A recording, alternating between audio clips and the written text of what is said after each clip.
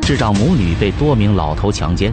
当警方赶到时，发现13岁女儿已经怀孕了5个多月。民警对全镇男性进行了 DNA 排查，发现几名凶手竟已84岁高龄，其中1人还患有艾滋病。时间2019年6月中旬，地点四川广安的一个小镇上。这天，受害者的姑姑周春荣突然接到了老家亲戚的电话：“你侄女周峰被人强奸，现在已经怀孕几个月了。”周峰刚满13岁，在这个时间点正在享受暑假假期。这时却有邻居发现，这小丫头的肚子怎么越来越大？起初人们只认为是孩子吃胖了，但随着时间一天天过去，一位学医的邻居们发现了不对劲，他感觉这孩子怎么像是怀孕了。带着疑问，他将女孩带到了医院，检测结果让所有人都不淡定了，这13岁的丫头竟然真的怀孕了。邻居立刻拨通报警电话，要求严查此事。周峰的姑姑也连忙从外地赶了回来。民警到场后意识到了事情的严重性，随即召集全镇所有的男人，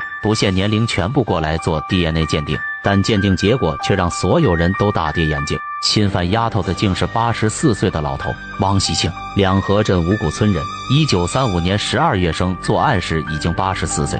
在审讯里，老头交代说，从2019年2月开始，他在知道母女俩有智力障碍的情况下，还多次诱导两人与他发生关系，导致13岁女孩怀孕。经过妇幼保健院鉴定得知，周凤怀孕了约有20周左右。这时汪习清却突然喊来警方，举报说自己还有几名同伙，其中一个叫廖学清，他也是个8旬老汉。警方迅速出击，将他捉拿归案。但对这个老头进行检查后，民警惊悚地发现，这人居然患有艾滋。老村长闻言连忙带丫头去医院检查，连着查了2次都没有发现女孩感染艾滋。在这边忙活的时候，民警也赶去抓另一名同伙戴明军。另外2人举报说，戴明军才是这起案件的策划者。9月6日，警方将其抓获。在审讯室里，戴明军交代说，自己分别在4月、6月、8月3次侵犯智障母女。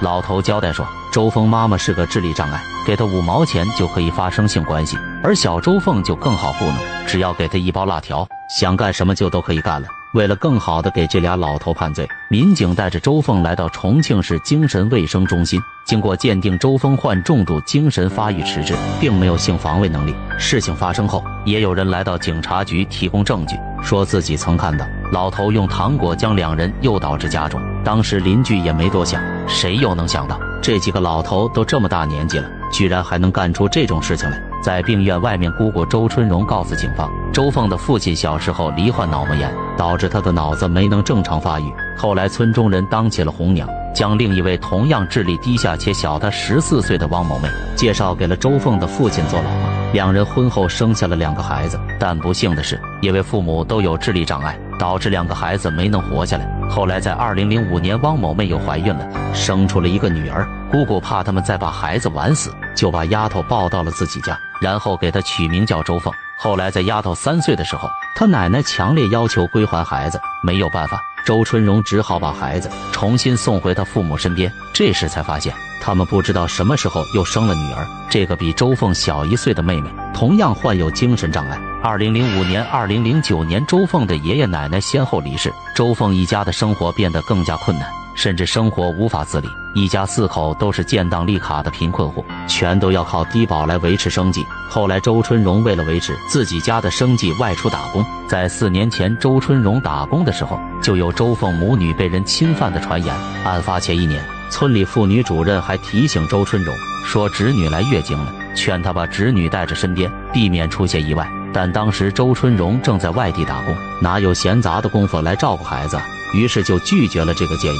如今再次提起这件事时，周春荣后悔的眼泪直流。2019年10月31日，临水县法院公开开庭审理了该案，3名老头犯强奸罪，被判1年6个月。廖学清在新年期间寿终正寝，犯罪人倒是一了百了了，受害者却并不好过。在小周凤将孩子打掉后，整个人陷入了一种癫狂的状态，言行紊乱，哭笑无常，还经常摸着自己的小腹说小孩小孩，还经常和自己的妈妈打架。后来被送进精神病医院治疗，但服用医生开的药后，周峰出现抽搐、颈项强直、眼球上翻等状况。2020年6月19日，周峰被送往武胜安康病院住院治疗，这是一家精神病专科医院。希望小周峰能早日康复。当地政府表示，将考虑在他们家门口安装摄像头，并安排有责任的工作人员巡逻，以此来保障母女平安。人间不只有爱，恶魔就在身边。关注我，了解更多人间暗处的危险，看清黑暗，远离黑暗。